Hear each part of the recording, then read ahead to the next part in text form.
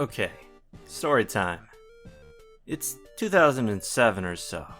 I'm at the Game Crazy connected to the Hollywood Video. Disgaea 2 had been in stores for like months. I kept looking at the back of the box, and the promises of the character and weapon customization were really intriguing to me. I just looked at it, saw these words like Dark Court. I thought, what the hell is that? I mean, it sounds rad as hell. And the box art looked cool as hell, too. There was just one problem. I mean, it was a strategy RPG, and it cost $25. Oh no! And I wasn't quite into strategy at the time. The prospect of selling my kidney to the black market just so that I could go home and potentially be disappointed in the one game that I was getting for like 4 or more months, that just wasn't driving me to pick it up. Until, I got some mad crazy birthday or Christmas money, $40 worth. I felt like a goddamn king. So, I bought the game, picked up a metric shit ton of candy, I bought a ton of sugar juice, Diabetes. and I went home. I popped that fucker in, and I immediately started contracting diabetes, and BAM! It's now 7 a.m., and my brain can no longer function properly because I've been drinking soda all night long, and I just turned the game off. And only then am I able to sleep. Now my family is full of Christians, and they often preached about powers of the devil, and that he hides inside of dark, insidious media like Pokemon. So I have no idea how the hell I got away with grabbing a game where everyone's a demon. I never quite fell into believing in the dark arts or anything like that, and until I played the game, that is, cause Lord, I was possessed. Bruh. Every single aspect of this game is designed to hook you in from the moment that you turn the game on. That makes you gay, bitch! Now, let's be real here. Every single Disgaea opening, except for Disgaea 2's, sucks. They all suck. Some boring-ass joke music that I don't give a damn about. But, Sinful Rose?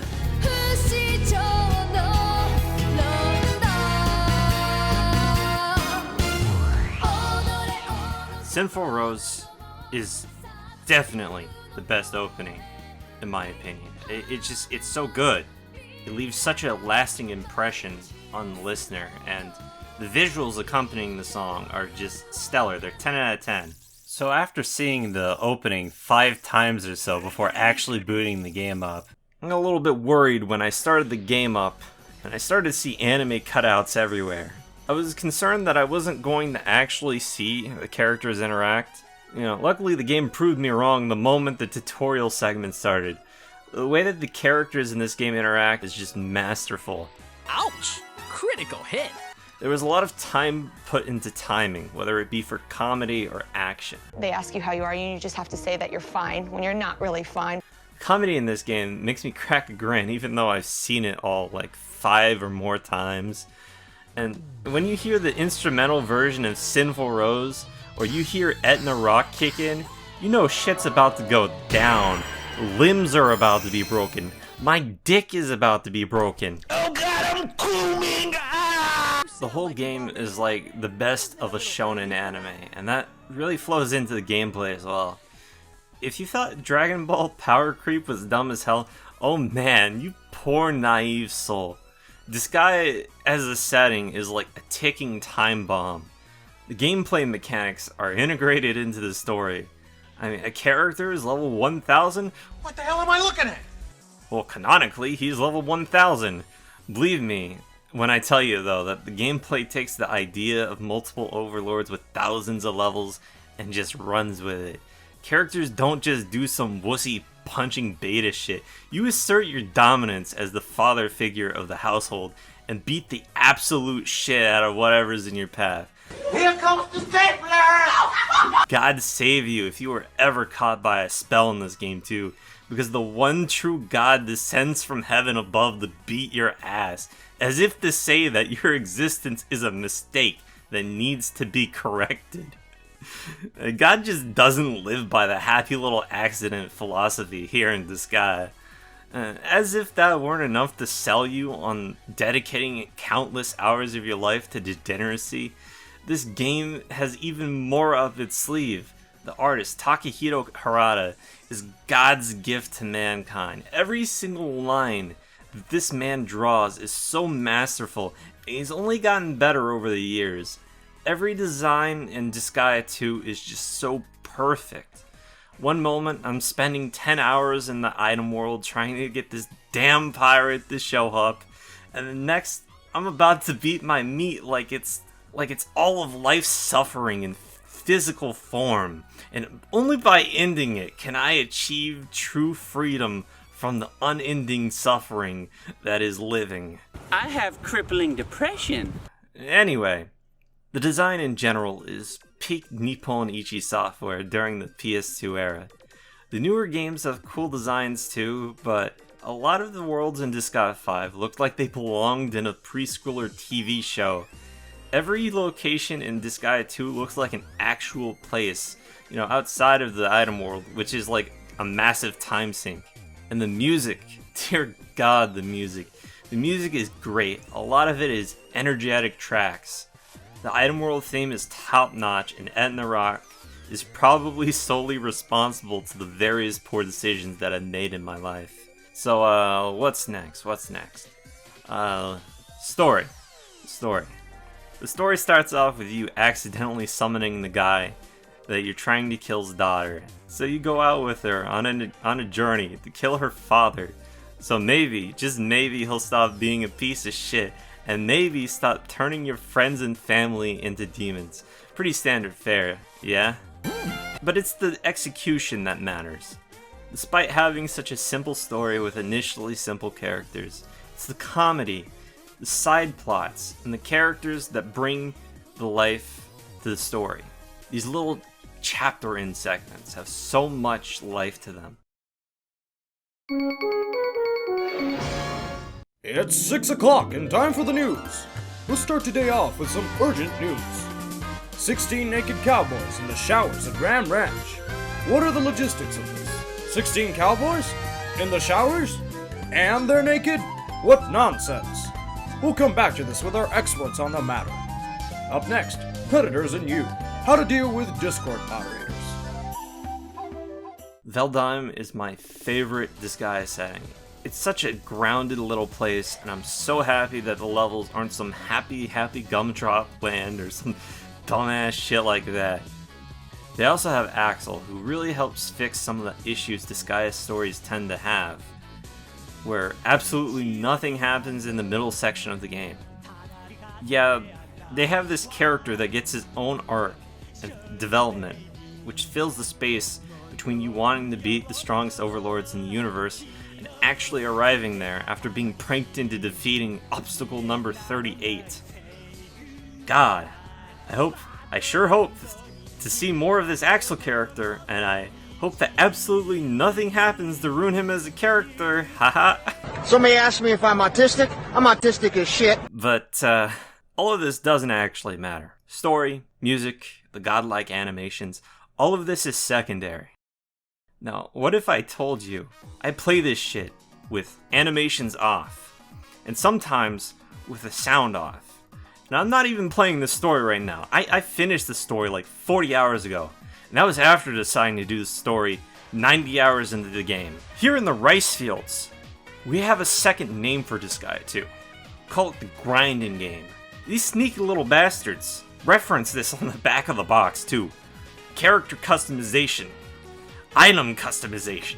You want to know how you go about doing these things? Go on and guess.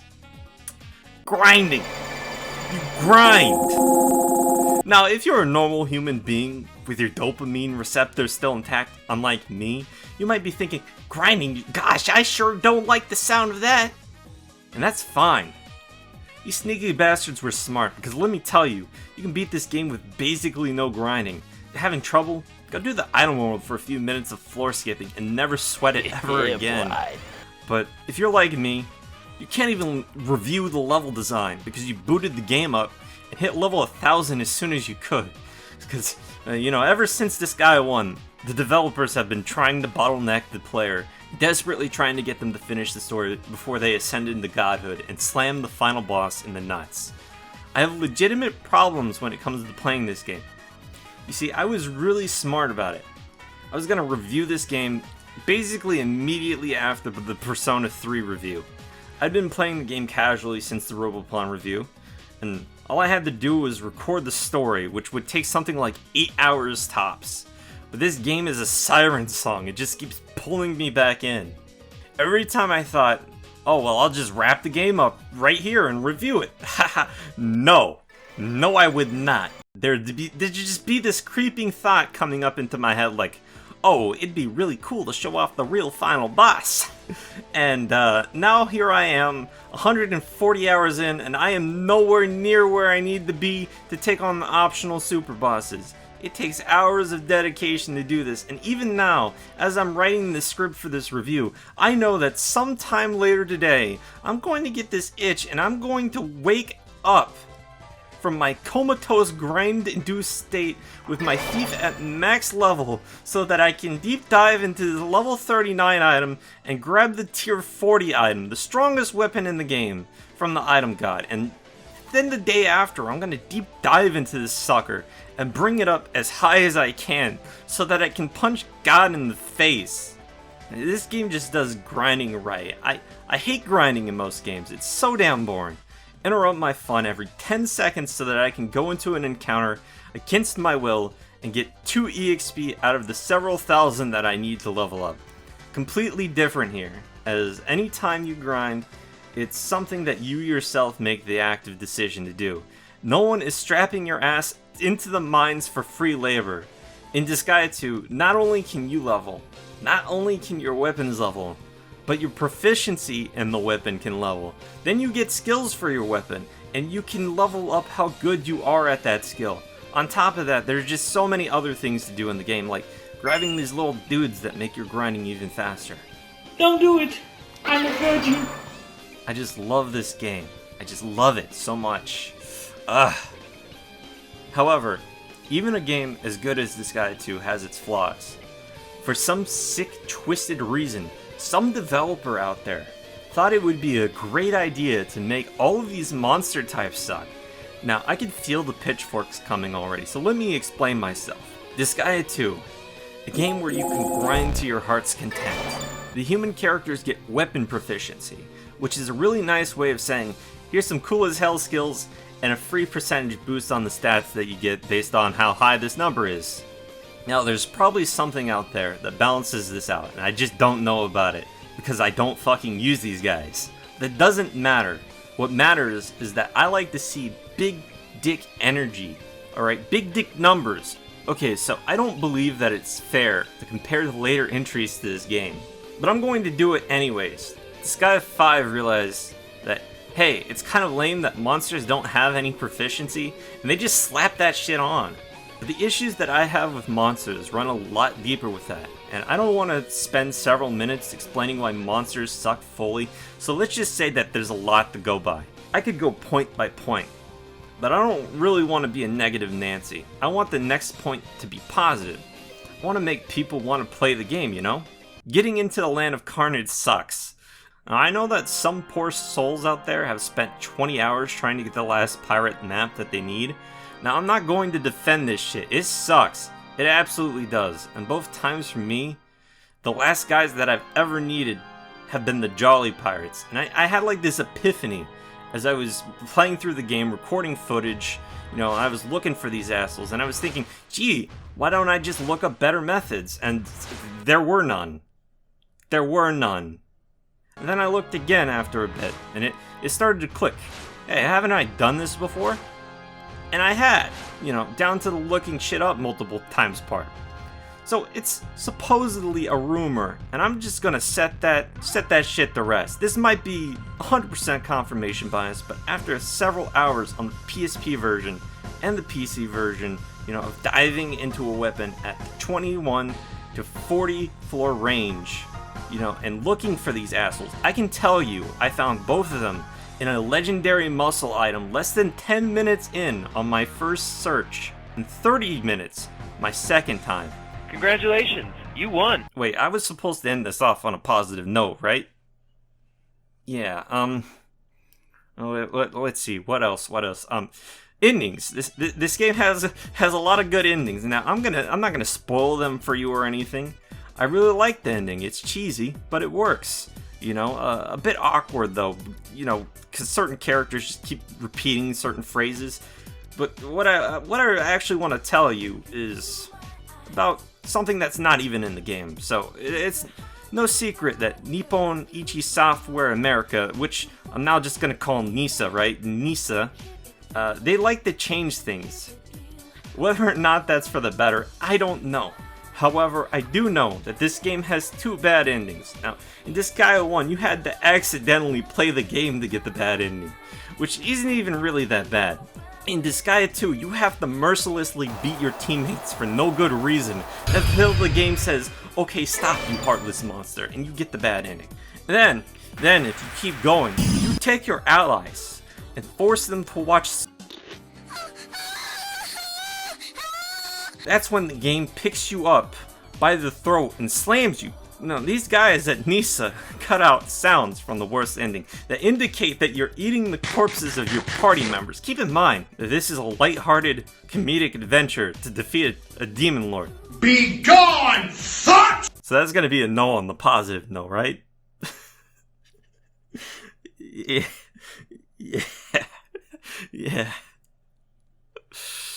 So yeah, Disgaea 2 is a great game. Might be harder to go back to after playing the new games, but I don't think that you can fault the game for its successors adding dozens of quality of life changes. Now the game isn't perfect, far from it, but for a majority of players, you're not even going to encounter the issues that the game has. So just go on, have some fun, do your homework, be good little kids, be good little boys and girls. Hey guys, it's the end of the video. Thanks for making it this far. I'm just gonna kick back for a moment and have a little chat with you guys. I'd like to thank you all for leaving positive comments on my videos. Sometimes it's hard to see what I need to do to make my videos better, and it's always hard on me when I have to put myself out there. So I appreciate you taking the time to watch my stuff. Sorry the video took so long, but I really got sucked into playing the game this time. There's a lot I didn't cover, but that was for the sake of my sanity. Funny story though, just a few days ago I noticed that there was a Steam sale for all of NISA's games. So, if you haven't picked up a Disgaea game, I highly recommend it. I recommend the following titles if you don't know what to buy. Have yourself a wonderful day. And if you choose the $30 subscription, you get... Silence, wench. I do not wish to be horny anymore. I just want to be happy.